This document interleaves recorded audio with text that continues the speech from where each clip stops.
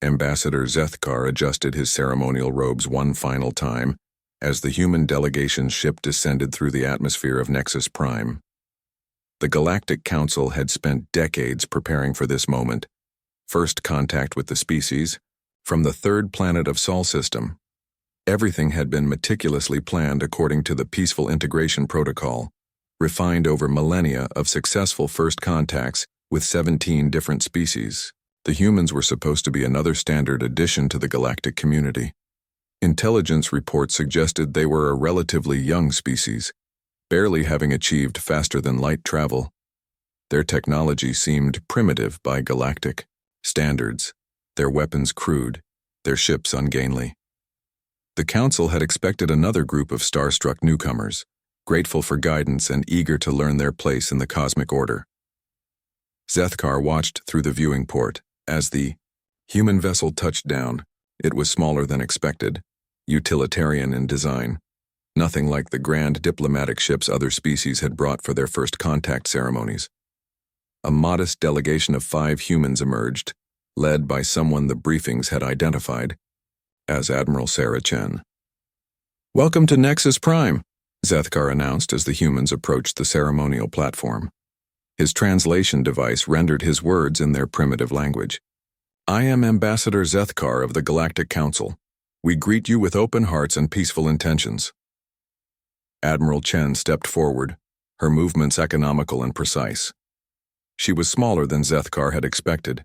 Humans were significantly shorter than most Council species, but something in her bearing made him pause. Her eyes swept across the assembled dignitaries with an intensity that seemed to catalog every detail. "Thank you for the welcome," Chen replied, her voice calm, but carrying an undertone that Zethkar couldn't quite identify. "I'm Admiral Sarah Chen, representing the United Earth Alliance." The formal pleasantries proceeded as planned. Council representatives from the 7 major species presented their gifts and offered speeches about cooperation, shared knowledge, and peaceful coexistence. The humans listened politely, their leader asking occasional questions that seemed innocent enough. It was during the technological exchange demonstration that things began to go wrong. "This is our quantum displacement shield," announced Vextol, the hegemony's chief scientist, proudly activating a device that rendered their ceremonial ground vehicle completely invisible. "It has made warfare obsolete among civilized species." Admiral Chen nodded appreciatively. "Impressive. How does it handle electromagnetic pulse attacks?" An uncomfortable silence fell over the gathering. Vextol's chromatophores flickered in confusion. "EMP attacks? But why would one deliberately generate electromagnetic pulses? That would disrupt communication networks, civilian infrastructure." "Exactly," Chen said simply. The mood shifted palpably. Ambassador Korvash of the Trade Federation leaned forward. "Surely human warfare isn't so indiscriminate." Another human stepped forward, their military strategist according to the IDD briefings. Colonel Martinez was his name. "We found that disrupting enemy communications and logistics is often more effective than direct confrontation. Why destroy a military base when you can make their entire command structure deaf and blind?" "But the civilian casualties," whispered Dr. Nalara, the Altarian philosopher, "are regrettable," Chen acknowledged, "but sometimes necessary to end conflicts quickly and prevent greater loss of life." The demonstration continued, but now every piece of Council technology was met with probing questions that revealed disturbing depths of strategic thinking. When shown their food synthesis systems, the humans inquired about potential toxin delivery methods. When presented with their medical scanners, they asked about vulnerabilities to biological weapons. It was Counselor Prime Yatek who finally voiced what everyone was thinking. "Your questions suggest that humanity views every peaceful technology as a potential weapon." Chen's expression didn't change. "We view every technology as having multiple applications. It's kept us alive." "Alive?" Zethkar asked. "From what?" For the first time, Chen smiled. It wasn't a pleasant expression. "Each other." The admission sent ripples of shock through the assembly. Dr. Nalara's tentacles writhed in distress. "You mean you still engage in intraspecies warfare?" "We've had brief periods of peace," Colonel Martinez said conversationally, "though they never last long. Competition for resources, ideological differences, territorial disputes, conflict is woven into our nature." That's barbaric," stammered Ambassador Corvash. "Civilized species evolve beyond such primitive behaviors before achieving interstellar travel." "Do they?" Chen asked.